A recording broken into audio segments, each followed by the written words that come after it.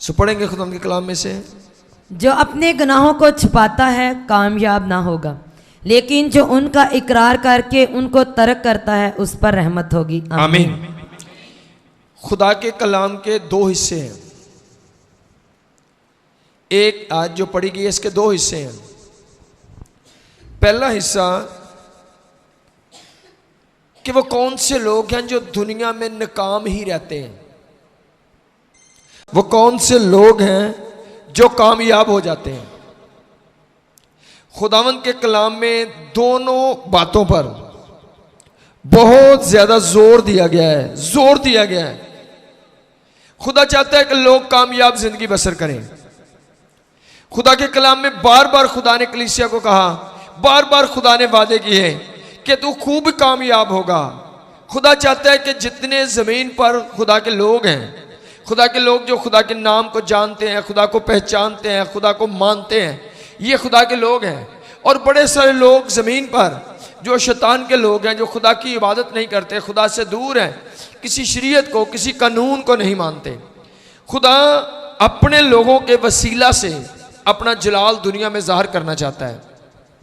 खुदा चाहता है कि खुदा के लोग कामयाब हों, ताकि शैतान के लोग या ऐसे लोग जो खुदा से दूर हैं वो जाने कि कामयाबी के लिए खुदा के साथ होना पड़ता है, और इस बात से लोग खुदा की तरफ आए। सो पहला हिस्सा कि जो बंदा अपने गुनाहों को छुपाता रहता है वो कभी कामयाब नहीं होगा।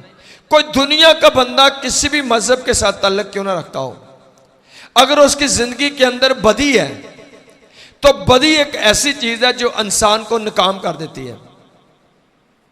बदी एक ऐसी चीज है कभी बंदे को आगे नहीं बढ़ने देती। बदी एक ऐसी चीज है जो इंसान को कुंदसेन बना देती है। बदी एक ऐसी चीज है जो इंसान को उलझन में ही डाल देती है।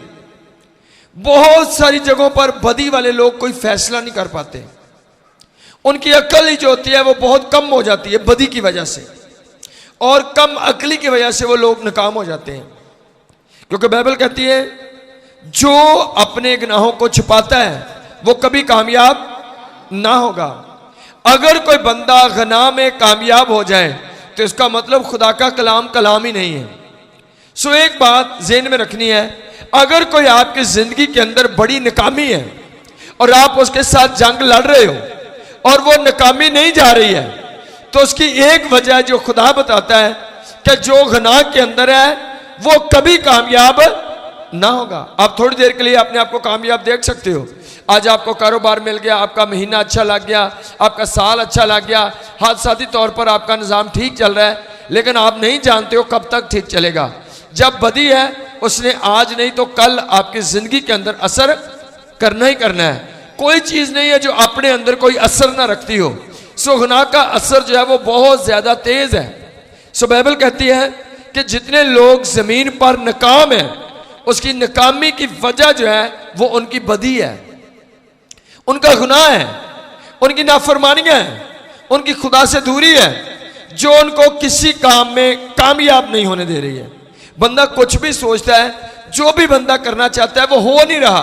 उसके पीछे कोई जादू नहीं है, उसके पीछे कोई मुखालफत नहीं है, उसके पीछे कोई दुश्मन नहीं है। एक बात है, उसके पीछे सिर्फ एक बात है, और वो क्या है? बोलो क्या है? गुनाह है। अगर आप गुनाह में हो, आप पर कोई जादू ना करे, आप फिर भी नाकाम ही रहोगे। अगर आप गुनाह के अंदर हो, कोई आपका दुश्मन ना हो, फिर भी आपका काम बंद ही रहेगा। लेकिन अगर आप गुनाह को निकालो तो गुनाह जब निकल जाता है तो कामयाबी आना शुरू होती है। कितने लोगों का दिल मानता है कि वाकई नाकामी की वजह गुनाह ही है? कितने लोग ऐसा मानते हो? क्योंकि खुदा का कलाम कहता है अब दुनिया में जाओ, लोग जितने लोग परेशानियों में है, बड़ी दफा उनका रवैया उनकी परेशानी है। बड़ा अच्छा कारोबार चल रहा था, लेकिन आपने लोगों के साथ रवैया अच्छा नहीं रखा, आपने लोगों के साथ अच्छा तल्लक नहीं रखा, आप नाकाम हो गए कारोबार में। लेकिन नाकामी की वजह आपका रवैया, और खुदा चाहता है आपका रवैया अच्छा हो। गलत रवैया आपका गुनाह है, झूठ बोलना आपका गुनाह है, लोग झूठ की वजह से आपसे दूर हो गए, आप नाकाम हो गए। सो बाइबल कहती है कि जितने लोग गुनाह के अंदर हैं वो एक दो दिन के लिए कामयाब हो भी सकते हैं, वो जिंदगी का 10वां हिस्सा कामयाब गुजार भी सकते हैं, लेकिन वो ज्यादा टाइम जिंदगी में नाकामियां देखेंगे। जो वो करना चाहेंगे वो नहीं होगा, क्योंकि उसकी वजह क्या है? खुदा ने फरमाया है, उस खुदा ने जो कायनात का बनाने वाला, उसने फरमाया है कि जो बंदा गुनाह को क्या करता है? छिपाता है। मतलब गुनाह किया, आपने नहीं तस्लीम किया, आपने पर्दा डाला, तो वो पर्दा आपको क्या करता है? नाकाम करता है। और बड़े बड़े लोग जो खुदा में आए, जिन्होंने खुदा को कबूल किया, तौबा की, बपतिस्मे लिए, सारा कुछ किया, चर्च को ज्वाइन किया, टीम को ज्वाइन किया, वो लगातार रेगुलर भी हुए, लेकिन बद्दी को अपने दिल से नहीं निकाला। नाफरमानी की जड़ें अपने अंदर से खत्म नहीं की, और किसी भी वक्त वो जड़ें फिर से फूट पड़ती हैं, और वो उनके लिए बदनामी और नाकामी का सबब बन जाती है। इसलिए कोई भी बंदा, वो जिस्मानी है, वो रूहानी है, वो माली तौर पर किसी भी जगह पर अगर नाकाम है, तो उसकी नाकामी की वजह सिर्फ और सिर्फ उसकी क्या है? बदी है। जोर से बोलो, क्या है? बदी आप इंसान को नाकाम करती है, और ये खुदा का फरमान है। गुनाह इंसान को नाकाम करता है। और इसका दूसरा हिस्सा है, अगर आप चाहते हो कि आप आज नाकाम हो, लेकिन आप पर रहमत हो जाए, आप पर खुदा का फजल हो जाए, आपसे नाकामियां जाएं, तो एक जुमला बोलना है। लिखा है, लेकिन जो बंदा अपने गुनाहों का अकरार करके उनको तर्क कर देता है, उस पर रहमत होगी। अगर आप चाहते हो खुदा आप पर रहम कर दे, खुदा आपको मुआफ कर दे, खुदा आपको बहाल कर दे, आपकी नाकामियां जाएं, तो लंबा चौड़ा काम नहीं है। क्या करना है? अपने गुनाह का अकरार कर लेना, सरेआम तस्लीम कर लेना कि वाकई मैं गलत हूं, मैं वाकई जिस तौर से मुझे खुदा की वफादारी करनी चाहिए थी, मैं उस तौर से नहीं कर रहा। जिस कदर मुझे खुदा से प्यार करना चाहिए था, इबादत करनी चाहिए थी, लोगों के साथ जिस कदर मुझे ईमानदार होना चाहिए था, मैं नहीं हूं, मैं गलत हूं। मैं अकरार करता हूं अपनी जबान से, और आज मैं अपने इस गुनाह को तर्क करता हूं, छोड़ देता हूं। और दो काम जब कोई भी इंसान जब दो काम करता है, तो उस पर खुदा की रहमत हो जाती है। बोलना क्या होता है जी? रहमत। जो अपने गुनाहों का अकरार करता है, जो अपने गुनाहों का, बोलो, जो अपने गुनाहों का अकरार करता है और उनको अकरार करके तर्क करता है, उस पर रहमत होगी। आप अगर खुदा की रहमत चाहते हो आपकी जिंदगी पर, आपके खानदान पर, आपके कारों पर, खुदा रहम करे, रहमत करे, तो उसके लिए दो काम करने हैं। नंबर एक, तस्लीम कर लेना कि मैं वाकई रॉन्ग हूं, मैं गलत हूं, मैं वाकई गलतियां करता हूं, मैं गुनाह करता हूं, मैं नाफरमानी के अंदर हूं, वाकई मैं रॉन्ग हूं, ये काम मुझे नहीं करने चाहिए थे। और फिर कहो कि आज से मैं इन कामों को छोड़ने के लिए तैयार हूं।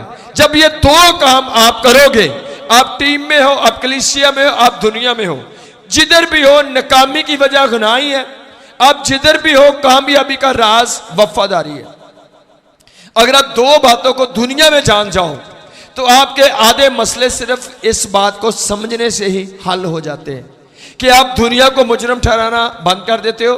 बड़े सारे लोगों को मुजरम ठहरा रहे हैं कि फलां की वजह से मेरा नुकसान हुआ, फलां की वजह से मेरा ये हुआ, किसी की वजह से नहीं हुआ। आपके कामों को खुदा देख रहा है, आपकी जिंदगी को खुदा देख रहा है। वो खुदा जो कायनात को चलाता है, वो आपके एक एक काम से, लफ्ज से वाकिफ है। और जब वो आपसे, आपके कामों की वजह से नाराज हो जाता है, खुदा आपसे अलग हो जाता है, खुदा आपको छोड़ देता है, तो नाकामियां आपकी जिंदगी में खुद ब खुद एंटर होना शुरू हो जाती हैं। लेकिन जब आप अपनी जिंदगी में नाकामियों की वजह को जानना शुरू करते हो, गौर करना शुरू करते हो, बाइबल में जितने लोगों ने खुदा को जाना, जितने लोगों ने भी खुदा को जान लिया, उन्होंने पहला काम किया, अपने गुनाहों का अकरार किया।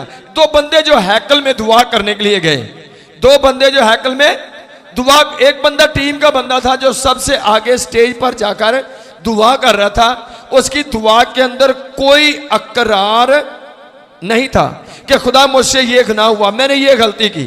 लेकिन एक ईमानदार बंदा जिंदगी में जब भी दुआ करता है, जब वो खुदा की हुजूरी में बैठता ही है, वो पहले ही सोचता है आज मैंने कुछ गलत तो नहीं बोला, आज मैंने किसी का दिल तो नहीं तोड़ा, आज मैंने किसी को ठोकर तो नहीं दी, आज मेरी वजह से कोई बंदा परेशान तो नहीं हुआ, आज मैंने किसी का कोई नुकसान तो नहीं किया। अगर किया तो पहले ये दुआ करना, खुदा मेरी गलती को मुआफ कर दे। और जब माफ़ी मांगते हो फिर पाक रूह आपके अंदर आता है और फौरन उसके बाद आपकी दुआ जो है वो ठीक होना शुरू होती है। उस दिन की दुआ आपकी पावरफुल, पुरजोश और अच्छे वाली आप प्रेयर कर सकते हो। लेकिन जब आप अपनी ज़िंदगी पर गौर नहीं करते हो, आप तेज़ी तेज़ी से बातें करते हुए, लड़ते हुए, झगड़ते हुए और बड़े मसलों के साथ आप दुआ में बैठ भी गए, आप रट्टी रटाई दुआ कर सकते हो, लेकिन आपकी दुआ के अंदर कभी मस्सा, कभी जोश, कोई नया अल्फाज, कोई आपके अंदर बोझ नहीं आएगा, क्योंकि आप दुआ कर रहे हो लेकिन गुनाह की हालत में कर रहे हो। खुदा दो चीज़ें में दिखाता है, क्योंकि शुरू से खुदा ने इंसान को बनाया, खुदा चाहता है इंसान कामयाब हो।